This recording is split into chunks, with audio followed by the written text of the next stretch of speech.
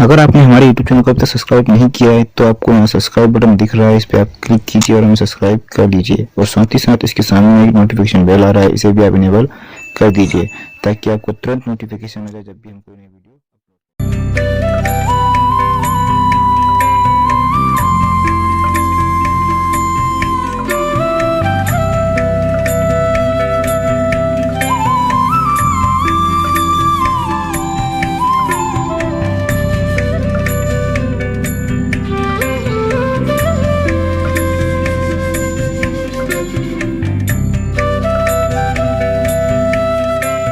कि तुमने ये महर्षि दिखाई दे हैं, गुरु ब्राह्मण दिखाई देते हैं, ये मंडलेश्वर, इनका मोतिया बंद हो रहा है। इन्हें अपने सदग्रंथों में लिखी हुई सच्चाई का नहीं पता और फिर निराकार कहते हैं।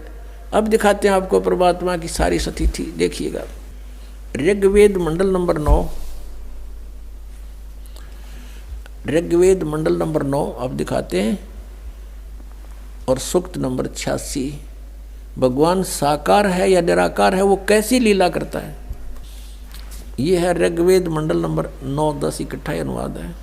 ये है सार्वदेशिक आर्य प्रतिनिधि सभा, महर्षि दयानंद भवन, रामलीला मैदान, नई दिल्ली से ये प्रकाशित है।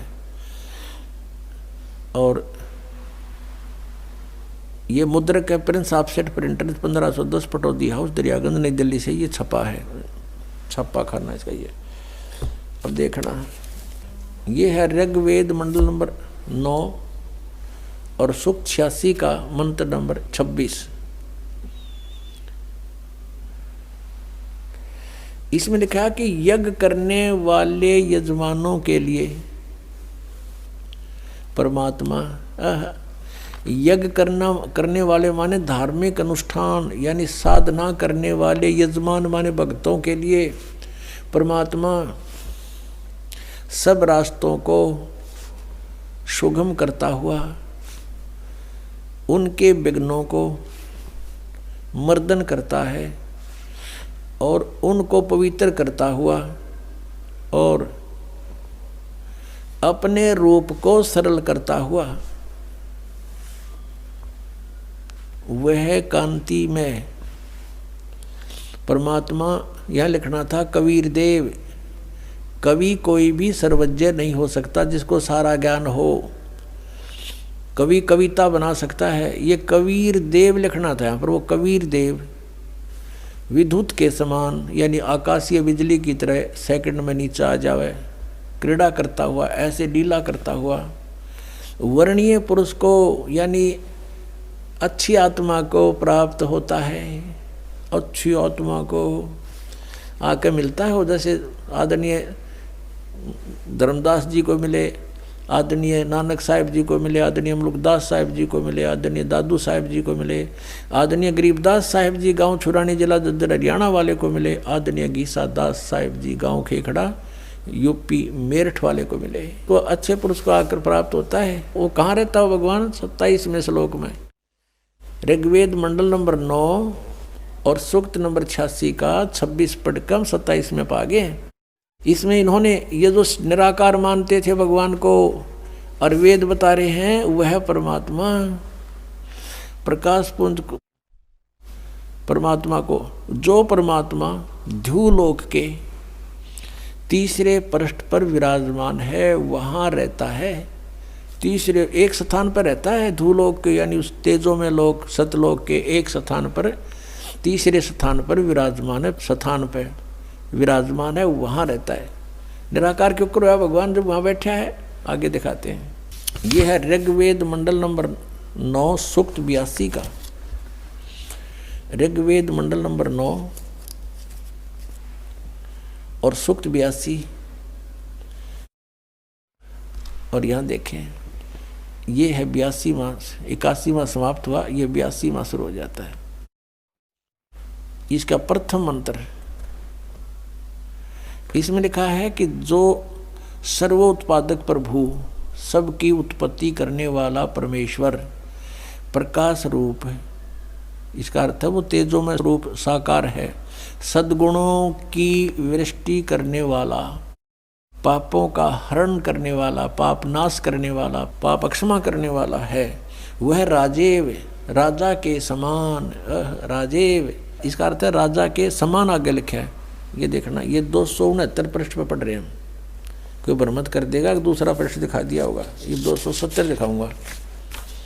ये देखो 270 यहाँ लिखा है। 82 का पहला पढ़ रहे हैं, 82 का, 9 के 82 का। राजा के समान दर्शनीय है, वो देखने जोगा है, विजिबल है, वो साकार है। राजा की तरह तो मनुष्य जैसा ही हुआ। और वह पृथ्वी आदि लोक लोकांतरों के चारों ओर शब्दमान हो रहा है। वह वर्णीय पुरुष को, वर्णीय माने अच्छी आत्मा को, श्रेष्ठ पुरुष को, जो दृढ़ भक्त है, जो दृढ़ भक्त है उसको पवित्र करता हुआ प्राप्त होता है। जैसे आदरणीय धर्मदास साहिब जी को, जो दृढ़ भक्त थे, उसके बाद डगमग नहीं हुए। आदरणीय मुलुकदास साहिब जी को, आदरणीय दादूदास साहिब जी को, आदरणीय गरीबदास साहिब जी गांव छुड़ानी जिला जज्जर हरियाणा वाले को, और आदरणीय गीसा दास साहिब जी को गांव खेखड़ा मेरठ यूपी वाले को। ये दृढ़ भक्त आज तक डगमग नहीं हुए, दुनिया को हिला के रख दिया इन्होंने। इनको भगवान में ले आकर के को पवित्र करता हुआ प्राप्त होता है वर्णीय पुरुष, अच्छी आत्मा को। जिस प्रकार विद्युत माने आकाशीय बिजली स्नेह वाले स्थानों को आधार बनाकर प्राप्त होता है। देखो कितना स्पष्ट किया इन्होंने। ऋग्वेद मंडल नंबर 9 और सूक्त नंबर 81 में कति कंसेप्ट क्लियर कर दिया कि वो परमात्मा राजा की तरह देखने जोगा है। राजा का अर्थ है कि वो शक्तिशाली होता है, मनुष्य सदृश ही है, राजा के समान है और साकार है, देखने जोगा है। और वो अच्छी आत्मा को वहाँ से चलकर आकर मिलता है ये। और जो दृढ़ भक्त होते हैं उनको मिलता है, अन्य को नहीं। जैसे आकाश की बिजली, आकाशीय बिजली गिरती है, वो किसी वस्तु पर गिरती है जहाँ उसका विशेष अट्रैक्शन बनता है। पुराने समय में जब कांसी धातु के बेले थाली हुआ करते प्रांत, और उनको अगर वर्षा के दिनों में कहीं बाहर वो पड़े रह जाते तो हमारे बुजुर्ग दादी माता कहा करते थे कि कांसी के बर्तन पर बिजली गिर जाती है, जब उसका संयोग होता है ऊपर से गिरने का, तो वहाँ अवश्य उसी को तुरंत वहीं आकर के अट्रैक्ट होती है, उस कारण उस खिंची आती है, उसी पर गिरती है।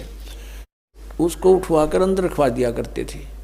तो कहने का भाव ये है कि परमात्मा उस बिजली की तरह, जैसे वो अपने विशेष जिस पर वो आकर्षण होता वहीं गिरती है, ऐसी स्थिति से परमात्मा उन दृढ़ भक्तों को आकर मिलता है जो मिलन योग्य हों, जिनको वो उनसे आकर्षित होता है, ताकि ये मेरी आगे बढ़ा सकें, इस ज्ञान को, काल के जाल को हटा सकें, मेरे प्यारी आत्माओं तक ये संदेश पहुंचा सकें। और उनका क्या कर ले, आंखें देखें, जब भी ना मानो न भगवान मिल लेगा, उन तक काला मिल लेगा जहाँ ये रह रहे हैं। अब 9वें मंडल सूक्त 82 का मंत्र 1 पढ़ लिया, अब 2 दिखाते हैं, देखिएगा। ऋग्वेद मंडल नंबर 9 सूक्त 82 का हमने ये पढ़ लिया, अब 2 पढ़ते हैं। वो परमात्मा किस उद्देश्य से आता है? हे परमात्मन, उपदेश करने की इच्छा से आप महापुरुषों को प्राप्त होते हो, अच्छी आत्माओं को, महान आत्माओं को प्राप्त होते हो, और आप अत्यंत गतिशील पदार्थ के समान हमारे आध्यात्मिक यज्ञों को प्राप्त होते हो। यानी अत्यंत गतिशील पदार्थ के समान, यानी जैसे बिजली चलती है, बिजली जैसी गति से आप, और उपदेश करने के लिए आते हो, यहाँ पर सच्चा ज्ञान देने के लिए।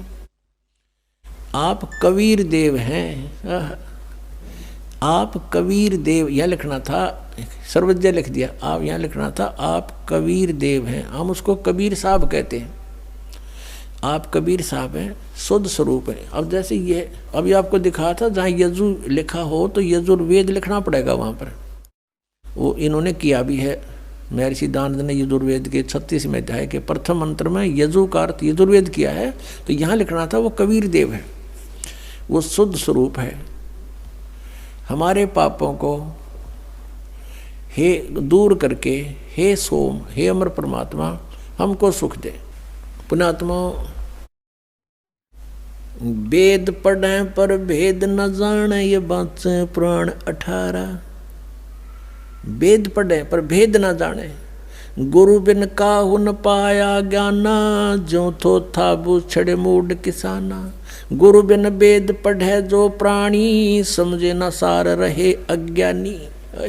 ये अज्ञानी रहे इन वेदों को पढ़ा करते, और मैं ऋषि को आगे इन कक्का भी नहीं पता था। अब जैसे परमात्मा मनुष्य दृश्य ये सिद्ध होगा, राजा के समान देखने जोगा है, और वहाँ से गति करके आता है, जिन महापुरुषों को मिलता है, जिन महापुरुषों ने मिला उन बताया कबीर इज गॉड। वो कबीर देव काशी में हम सुल्तानी नानक तारे दादू को उपदेश दिया, जात जुलाहा भेद न पाया, वो काशी माए कबीर होया।